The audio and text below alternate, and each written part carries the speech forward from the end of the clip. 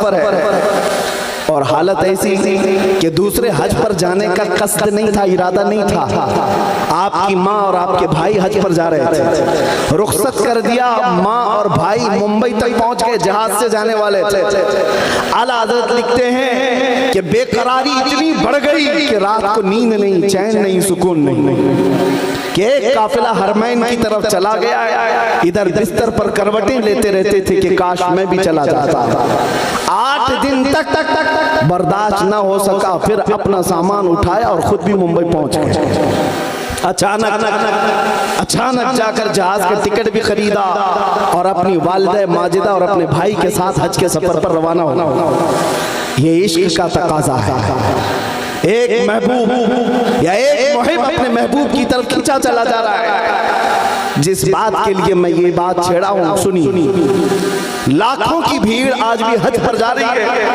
वहां जाने के बाद कुछ लंबी लंबी दाढ़ी रखे हुए लोग, माथे पर शामी कबाब चढ़ाए हुए हैं, ये ऐसे अकीदे बयान कर रहे होते हज फर्ज है अल्लाह की तरफ से। हज हो जाने के बाद अब मदीना जाना जरूरी नहीं, अब मदीना जाना कोई वाजिब नहीं। और फिर उस पर लोग ये भी कहते हैं मदीना अगर जाना ही है तो मस्जिद नबवी देखने के लिए जा सकते हो, मस्जिद नबवी में नमाज पढ़ने के लिए जा सकते हो, इसके अलावा शरीयत में कुछ नहीं है। किस दिल के साथ ये कौम कहती है समझ में नहीं आता, किस अंदाज से ये इस तरह की बातें करते हैं आज तक समझ में नहीं आता। आला हज़रत ने सच फरमाया, और तुम पर कोई मेरे आका की इनायत न सही, नजदियों कलमा पढ़ाने का भी एहसान गया। आप सुनिए, जिन लोगों ने कहा मदीना जाने की जरूरत नहीं और चले भी गए तो सिर्फ मस्जिद नबवी देखने के लिए, और एक तरफ बरेली के इमाम से पूछो, आला हज़रत से पूछो, आप हज के लिए जा रहे हैं, क्या इरादा है? अल्लाहु अकबर। एक आशिक़ सादिक कहता है उनके तुफैल हज भी खुदा ने करा दिए, उनके तुफैल हज भी खुदा ने करा दिए। असले मुराद हाजिरी उस पाक दर की है। हम तो हज के लिए नहीं निकले थे, अज़्म था बारगाह मुस्तफ़ा की हाजिरी, लेकिन मेरे मुस्तफ़ा की इनायतों ने हमें हज भी करा दिया। एक आशिक़ रसूल ये कहता है हम नबी पाक सल्लल्लाहु तआला अलैहि वसल्लम के दरबार में जा रहे हैं और उनके तुफैल अल्लाह ताला हमें हज भी अता करा दिया। अज़ीज़ान गिरामी वक़ार, इस इश्क के साथ, इस मोहब्बत के साथ कोई हज पर जाए तो उसकी हज की कबूलियत भी है, उसके हज की कबूलियत है। आज दो बातें मैं अर्ज करूंगा हरमैन तैयबैन जाने वालों के लिए। हज़रत सुफियान सौरी रज़ी अल्लाह तआला अन्हु का एक कौल है, आपने फरमाया था कि एक वक्त आएगा जब मक्का में तुम देखो कि काबे से बुलंद बाला इमारतें बन चुकी होंगी। उस वक्त तक नहीं थे घर घर, अब तो काबे से बुलंद, इतनी बुलंद कि आसमान को छूने वाली इमारतें बन गई।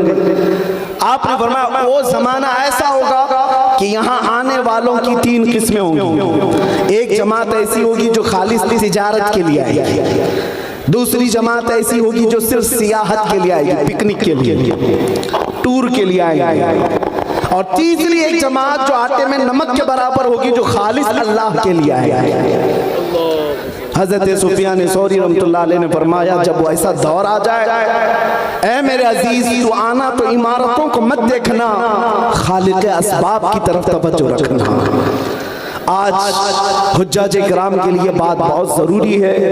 हज़रत अला बिन मुबारक रहमतुल्लाह तआला अलैह फरमाते हैं मैं हज के लिए निकला था, सफ़र में मैंने देखा एक नौजवान को, वो बगैर किसी तोशे के निकला हुआ है। उस वक्त ऊंटों पर सफर किया जाता था, घोड़ों पर सफर किया जाता था। एक नौजवान तन्हा जा रहा है काफिले के बगैर। रास्ते में हज़रत इब्ने मुबारक ने उसे पकड़कर पूछा कहाँ जा रहा है? उस नौजवान ने कहा मैं हज के लिए जा रहा हूँ खाने काबा। तो आपने पूछा कि इस रास्ते में सफर के लिए कोई चीज नहीं ले जा रहा है? उसने पलट करके हज़रत इब्ने मुबारक से कहा अगर कोई तुम्हें अपने घर में दावत के लिए बुलाए तो क्या घर से अपने खाना लेकर के जाते हो? मैं खुद से नहीं जा रहा हूं, मैं रब्बुल आलमीन की दावत पर जा रहा हूं, वही मेरे खाने का इंतजाम फरमाएगा।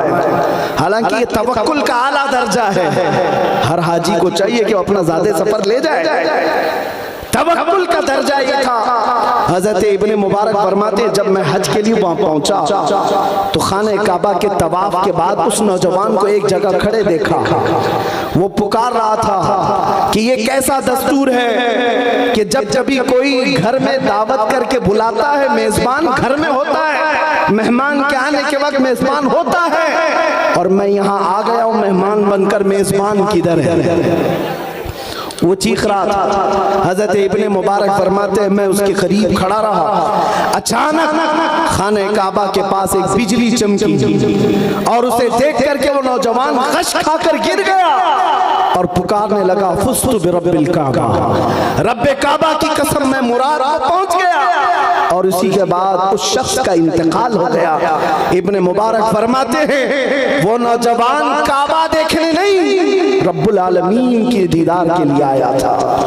अजीज़ान गिरामी वक़ार, हज बैतुल्लाह को जाने वाला आज वहाँ पर हाजी जा करके देखता है होटल के बेड कैसे हैं, होटल के दरवाजे कैसे, होटल की एसी कैसी है, आने जाने की गाड़ियाँ कितनी चमचमाती हैं, सड़कें कैसी बनी हैं, हरम की इमारतें कैसी हैं। इसी में उसके 40 दिन गुजर जाते हैं, इसी कैलकुलेशन में रह जाता है। सुबह क्या पकाया था, दोपहर में कौन सा बुफे लगा था, रात के वक्त खाने के कितने इंतजामात थे, इसी सारे मामलात में वो अपना हज का सफर पूरा कराता है। अजीज़ान गिरामी वक़ार, जो हज पर जा रहे हैं उनके लिए नसीहत है कि वो दुनिया छोड़ करके जाएं। जानते हैं जब मेरे आका सल्लल्लाहु तआला अलैहि वसल्लम जब तशरीफ लाते तो यूं अर्ज करते खाने काबा के इहाते में, जीतु इलैका हारिबन या अल्लाह, ऐ अल्लाह मैं दुनिया से भाग कर तेरे पास आया। जबकि हुजूर के पास कौन सी दुनिया थी? नबी पाक सल्लल्लाहु अलैहि वसल्लम ने कौन सी दुनिया जमा कर रखी थी? दुनिया से आपका तर्क ताल्लुक मशहूर है, आपका ज़ुहद मशहूर है, लेकिन उसके बावजूद मेरे आका जब हरम काबा में आते तो कहते मौला मैं दुनिया से भाग कर तेरी पनाह में आया। आज का हाल ये है, सारी दुनिया लेकर के जा रहे हैं और हालात वहाँ पर ऐसे हैं। हमारे एक साथी कहने लगे अब तो उम्रे के वाजिबात बढ़ गए, तवाफ था, सही थी, हलक थी, अब सेल्फी भी वाजिब हो गई। हर एक को खाने काबा के पास खड़े होकर के सेल्फी लेना है, फोटो लेना है। हद हो गई मेरे अजीजों।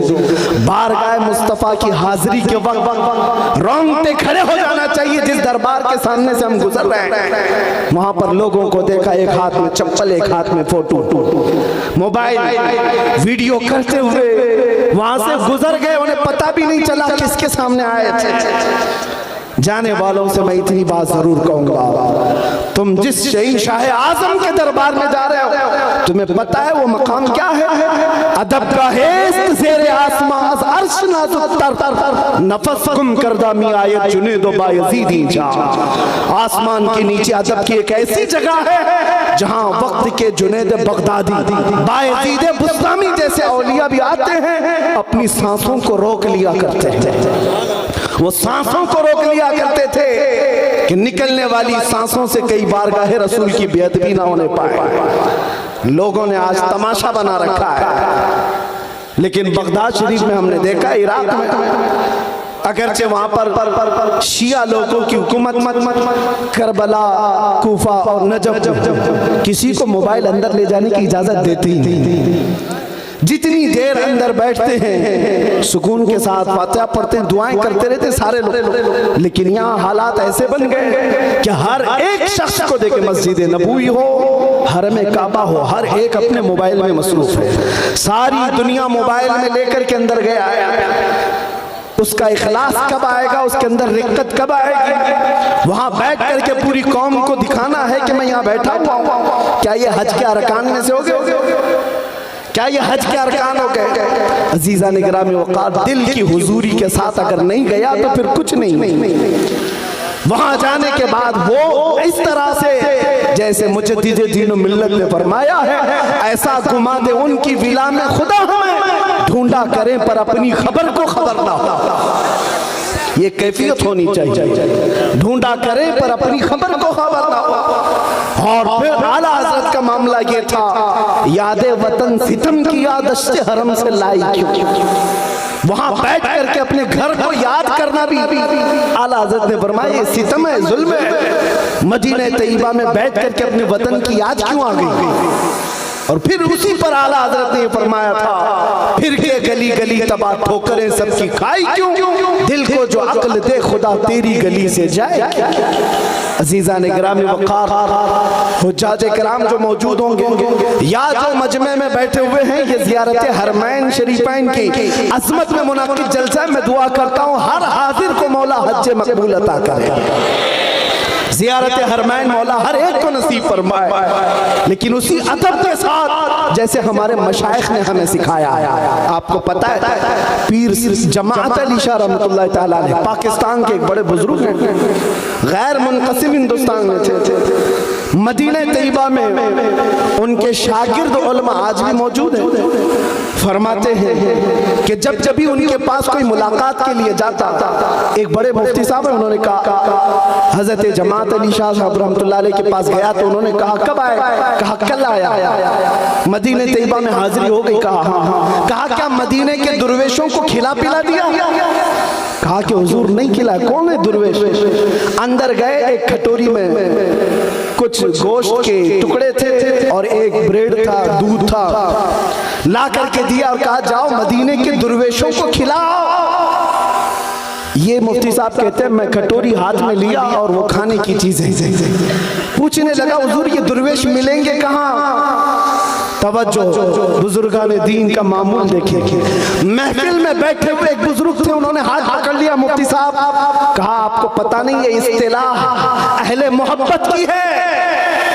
जो हजरत फरमा रहे हैं मदीने के दुर्वेश दाढ़ी टोपी वाले नहीं, मदीने की गलियों में घूमने फिरने वाले कुत्ते बिल्लियों को खिलाओ। पीर जमाअत अली शाह रहमतुल्लाह अलैह फरमाते कि कुत्ते और बिल्लियों को मदीने के दुर्वेश कहा करते थे और ये कहते जाओ खिलाओ, तुम्हारे हाथों से अगर इन्होंने खा लिया है तुम्हारी हाजिरी कबूल हो जाएगी।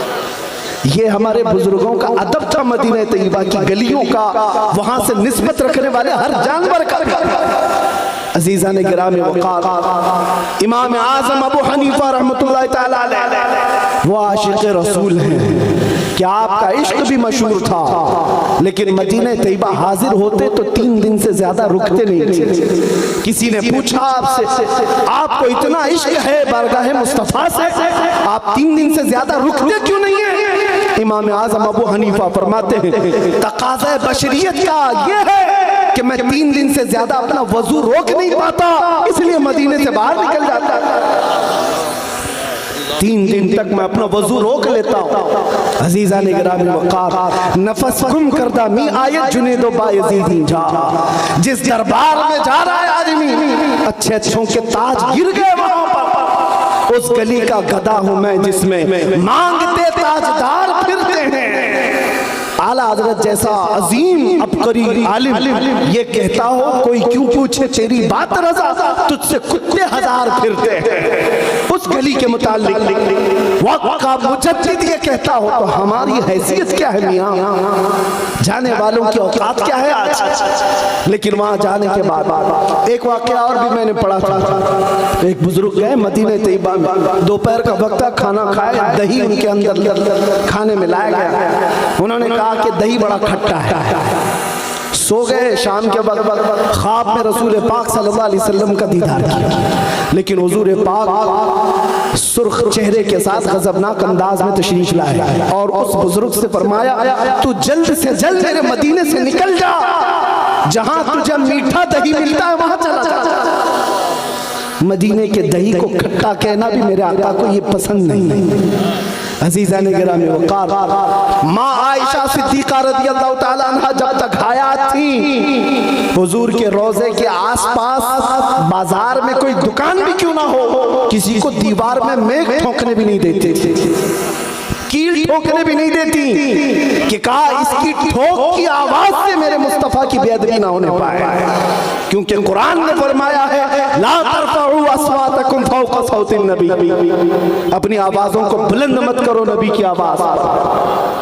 वहाँ सिर्फ और सिर्फ तुम्हारा अदब देखा जाएगा। मदीना तैयबा जाना मेरे अजीजों यकीनन सआदत की बात है, लेकिन ईमान बचा करके वहाँ से आ जाना यह और बड़े कमाल की बात है, बड़े कमाल की बात है। अपने अमाल और अपने अकीदे को बचा कर वहाँ से चला आना। अल्लाह अगर तौफीक दे तो मदीना तैयबा का इतना अदब करो, इतना अदब करो मेरे अजीजों कि आपका ईमान बुलंद हो जाए और बशाशत आपको महसूस होने लग जाए। एक और बात, बारगाह मुस्तफ़ा सल्लल्लाहु तआला अलैहि वसल्लम, अल्लाह करे हम सब की हाजिरी बार बार नसीब। वहाँ के हालात ऐसे हैं, हाजी जाते हैं, हम नसीहत करते हैं तो कहते हैं दिल की हुजूरी कैसे हो, हम क्या पढ़े, हम तो पढ़े लिखे हुए नहीं हैं। लोग अलग अलग अंदाज में सलाम पेश करते हैं, हम क्या करें। एक बात सुनिए, उस दरबार में आप जा रहे हैं जहाँ लकड़ी का रोना भी सुना जाता है, जहाँ हिरन का रोना भी सुना जाता है, जहाँ जानवरों की बोलियां भी सुनी जाती हैं, तो तुम तो उम्मत में हो क्या आका अपनी उम्मत की नहीं सुनेंगे। तुम्हारी जुबान और तुम्हारे लहजे नहीं देखे जाते, तुम्हारे दिल की हुजूरी देखी जाती। खवातीन में हमने सुना था जब हाजिरी का वक्त होता है, बहुत सारी खवातीन आई सलाम पेश कर रही थी बारगाह मुस्तफ़ा, उसमें कुछ आलिमाएं थी, अच्छे अच्छे अंदाज में वो सलाम पेश कर रही थी। अस्सलातु वस्सलाम अलैका या शफीअल मुज़निबीन या रहमतल लिल आलमीन या अनीसल गरीबीन। हुजूर के जितने अलकाब थे वो सलाम पेश कर रही थी। एक गांव की रहने वाली देहाती बुढ़िया खड़ी थी करीब, उसने जब ये बड़ी बड़ी पढ़ी लिखी आलिमा औरतों से सलाम सुना, उसको दुख हुआ कि मैं तो पढ़ी लिखी नहीं हूँ, जाहिल हूँ, काश मैं भी पढ़ी लिखी होती तो हुजूर को एक अच्छा सलाम कर और उसको दुख भरा रोना आ गया। काश मैं पढ़ी लिखी होती तो आज हुजूर को अच्छा सलाम कर सकती थी। और इस दुख की वजह से, इस गम की वजह से वो ज्यादा देर तक हुजूर के दरबार में खड़ी ना हो सकी। रोते रोते अपने आंचल से आंसू पोंछते हुए सिर्फ यूं कहा, अस्सलामु अलैकुम या रसूल अल्लाह। अल्लाह के रसूल आप पर सलामती हो, बस मुझे इतना ही आता है, इसके अलावा कुछ नहीं आता। वो भागकर अपने घर आई, अपनी क़यामगाह में आकर सो गई। फरमाया रात के वक्त ख्वाब में मेरे आका सल्लल्लाहु अलैहि वसल्लम तशरीफ लाते थे, किस्मत बेदार हुई। उस खातून से मेरे आका ने फरमाया, आज लाखों लोगों ने मुझे सलाम किया, लेकिन उनमें से सबसे अच्छा मुझे तेरा सलाम लगा।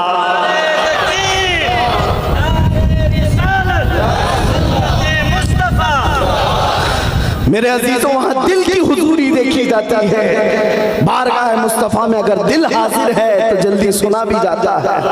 आपको जुबान से कहने की जरूरत भी क्या है। एक सहाबी फरमाते हैं मैं अपने घर की शिकायतें लेकर बारगाह मुस्तफ़ा में पहुंचा। अकीदा भी सुने, सहाबी का अकीदा फरमाते हैं मेरी माँ और मेरे बाप का इंतकाल हो चुका था, मैं बड़ा गमगीन था और मैंने ये सोचा हुजूर से उनकी मगफिरत की दुआ करा। और वालिदैन के इंतकाल के बाद गरीबी बहुत आ गई, तंगदस्ती आ गई। मेरी गुर्बत और तंगदस्ती के लिए भी दुआ करा। असर का वक्त था, आए नबी करीम सल्लल्लाहु अलैहि वसल्लम असर के बाद मस्जिद नबवी में बैठे हुए हैं, लेकिन बड़े बड़े सहाबा हुजूर को अतराफ से घेरे हुए हैं। ये गरीब सहाबी कहते मेरे जाने की हिम्मत नहीं हुई, कैसे लोगों को फलांग करके हुजूर के पास जाऊं। बैठा रह गया, मगरिब हो गई। मगरिब जैसी हुई नबी करीम सल्लल्लाहु अलैहि वसल्लम ने नमाज पढ़ाई। सोचा मगरिब के बाद फौरन अर्ज करूंगा।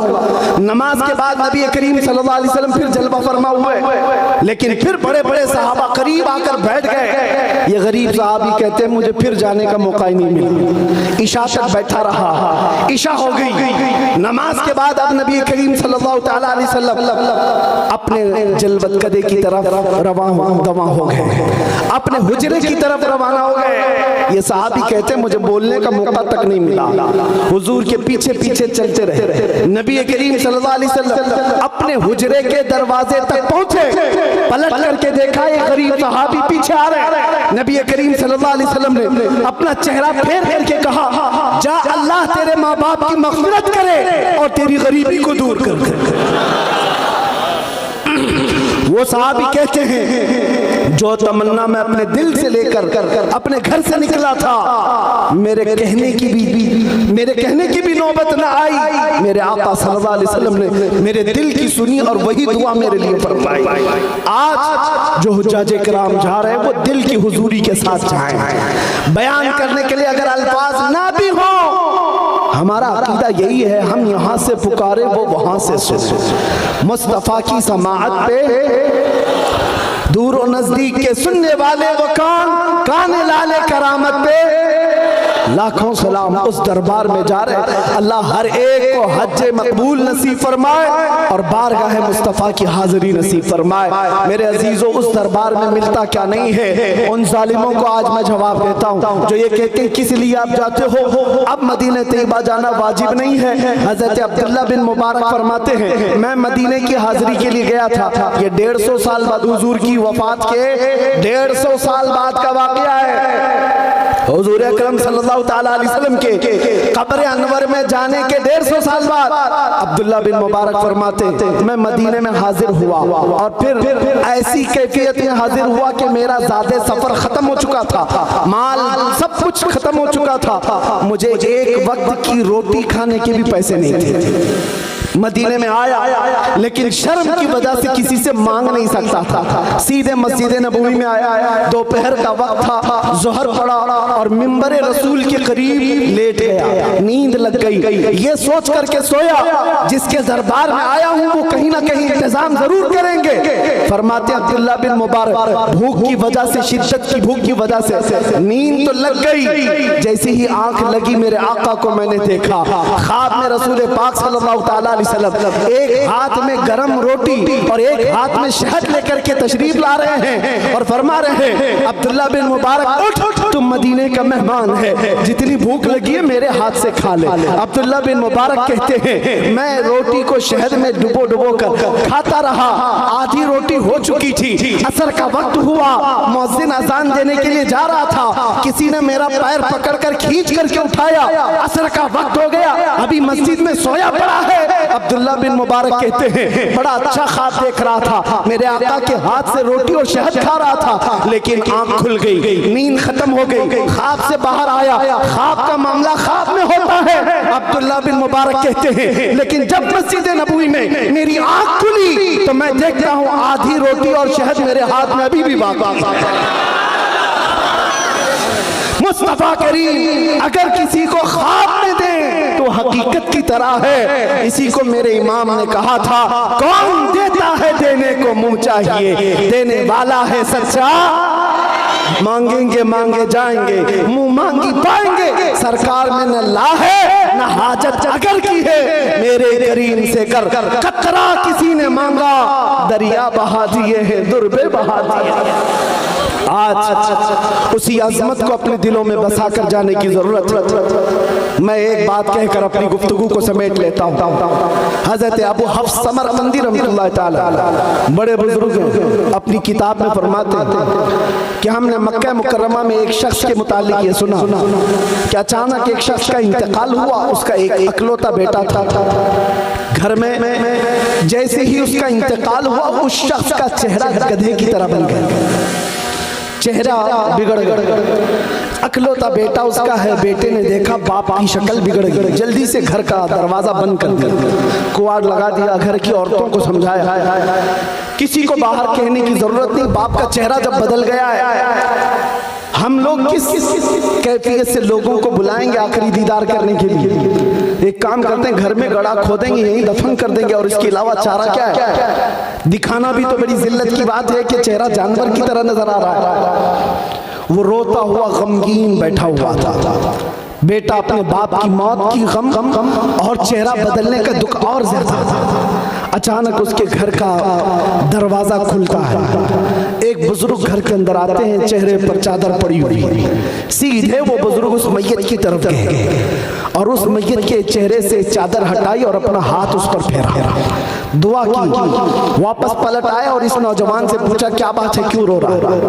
वो नौजवान कहता, आप कहाँ से आ गए मेरे घर, मैं तो सारे दरवाजे बंद किया था। और आप नहीं देखती, ये चेहरा उठा नहीं रहा है नौजवान, गम के मारे रोता हुआ कह रहा है आपने तो देख लिया मेरे बाप का चेहरा किस तरह हो गया, मैं दुनिया को क्या बताऊं आज। उस बुजुर्ग ने कहा तेरे बाप का चेहरा कुछ तो नहीं हुआ, जा उठ कर देख तो। ये नौजवान कहता है मैं उठ करके गया, जाकर देखा तो मेरे बाप का चेहरा चांद की तरह चमक रहा है, कोई बिगड़ा हुआ नहीं, कोई जानवर की सूरत नहीं। देख करके खुशी के मारे रोने लग गया।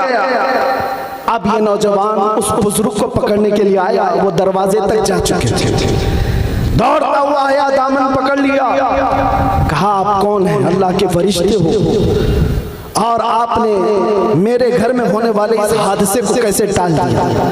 आए हुए बुजुर्ग ने पलट करके कहा अना मुहम्मदुन रसूलुल्लाह, मैं मोहम्मद अल्लाह का रसूल हूँ। बात यह है कि तेरा बाप कुछ गुनाह ऐसे करता था जिसकी वजह से अल्लाह गज़बनाक था, अल्लाह नाराज था, लेकिन तेरे बाप की एक अदा ऐसी थी कि तेरा बाप रोजाना बिस्तर पर उस वक्त तक नहीं लेटता था जब तक 100 बार मुझ पे दुरूद नहीं भेजता।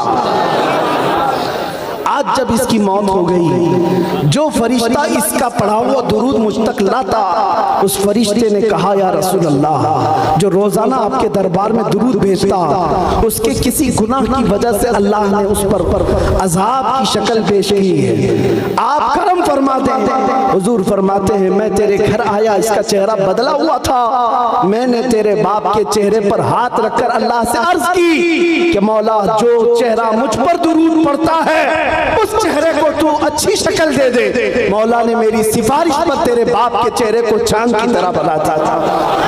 अल्लामा अबू हफ्स समरकंदी रहमतुल्लाह अलैह फरमाते हैं उस मुस्तफ़ा को जिसने दुनिया में दिल से याद किया, उस रसूल ने अपने गुलाम को कभी तन्हा होने नहीं दिया। इसीलिए मेरे इमाम कहते हैं हम गरीबों के आका पे बेहद दुरूद, हम फकीरों की सरवत पे लाखों सलाम, जो न भूला हम गरीबों को रजा, याद उसकी अपनी आदत कीजिए। अजीज़ा ने गिराम वक़ार, मैंने शुरू में ही कहा था मेरी तकरीर का खुलासा सिर्फ यह है कि मैं तुम्हें उस दौर पर जोड़ना चाहता हूँ, उस रस्सी से जोड़ना चाहता हूँ जिस रस्सी से मेरे आका के सहाबा जुड़े हुए थे, ताबईन जुड़े हुए थे, औलिया कामिलीन जुड़े हुए थे। आज भी तुम्हारे पास वो निस्बत बाकी है, बस उस शमा को, उसकी लौ को थोड़ी तेज करने की जरूरत है, तेज करने। आपको क्या लगता है आपके पास कुछ नहीं है? कुछ नहीं है, बहुत कुछ है।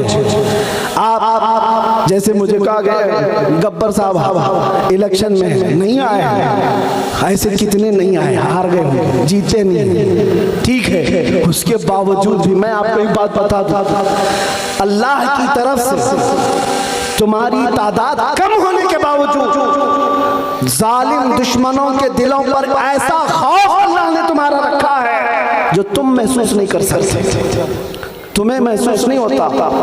अल्लाह ने ये रौब रखा है मेरे मुस्तफ़ा की बरकत से। इश्क़ मुस्तफ़ा जब तक होगा तुम्हारा रौब कायम होगा।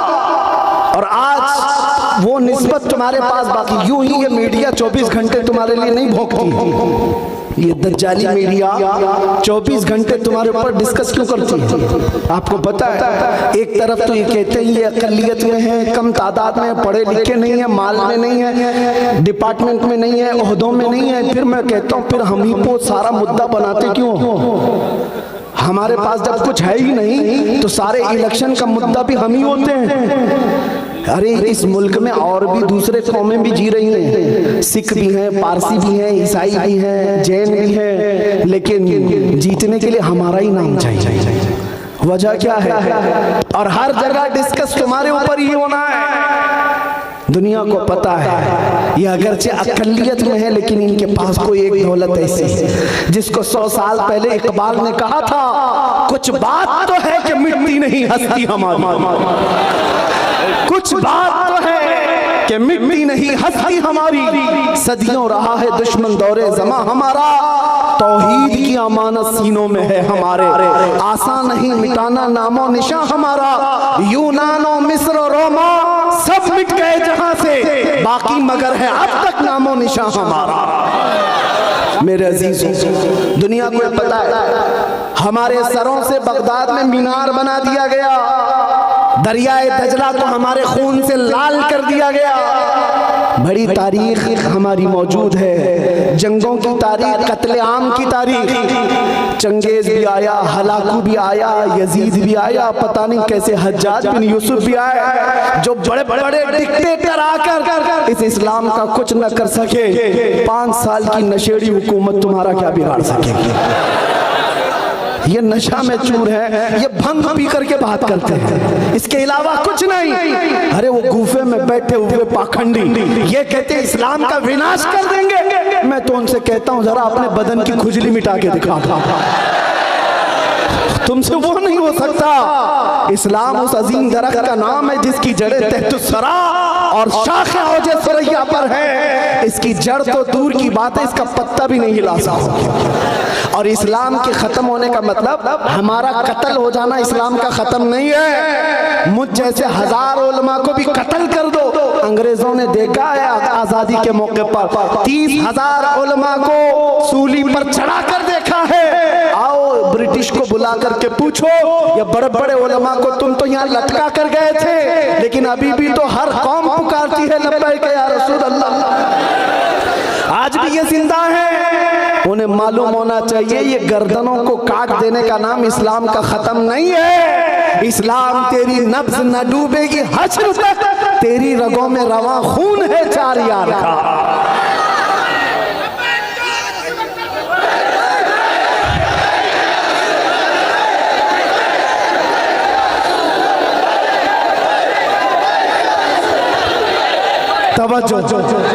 आपको पता है ये हालात हो सकते हैं, उलमाए ज़बील एहतराम में बैठे हुए धीरे धीरे शिकंजा कसा जा रहा है, सबको पता होगा।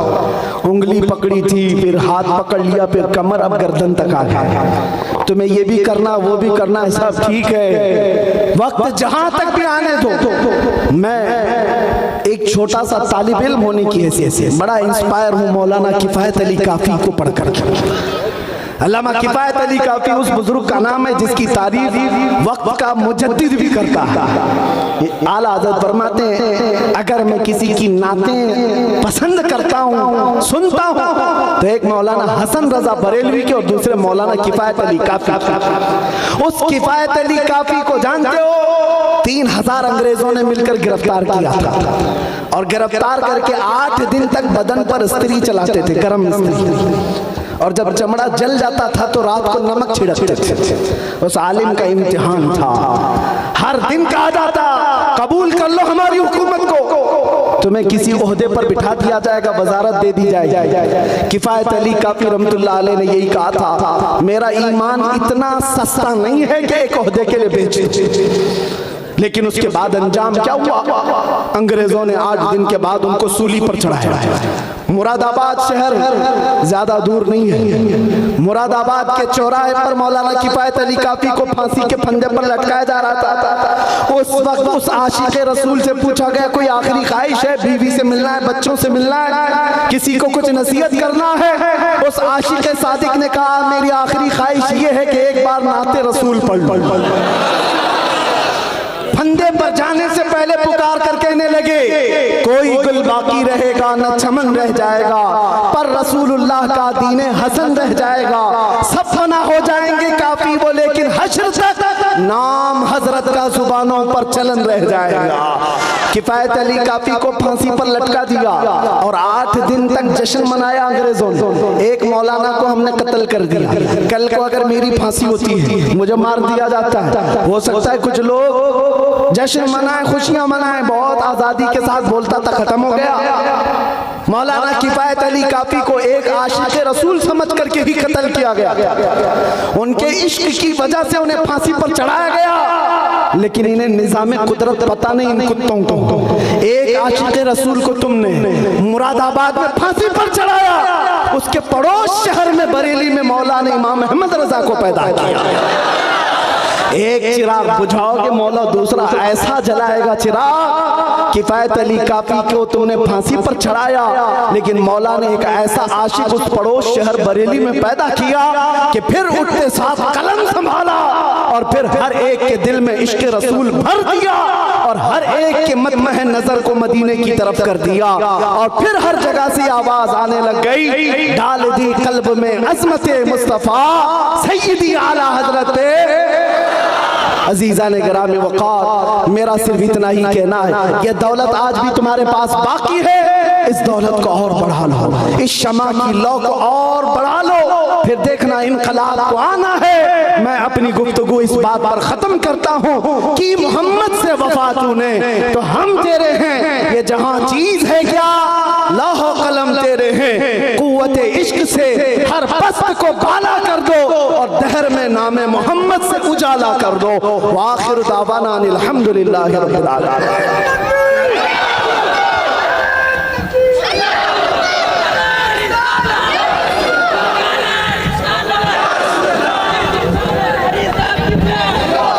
मुस्तफा जाने रहमत पे लाखों सलाम, शम्ए बज़ में भैया नामुमकिन पे लाखों सलाम। शहरे यारे रम ताजदारे हरम, शहरे यारे रम ताजदारे हरम, नौबहारे शफाअत पे लाखों सलाम। मुस्तफा जाने रहमत पे ला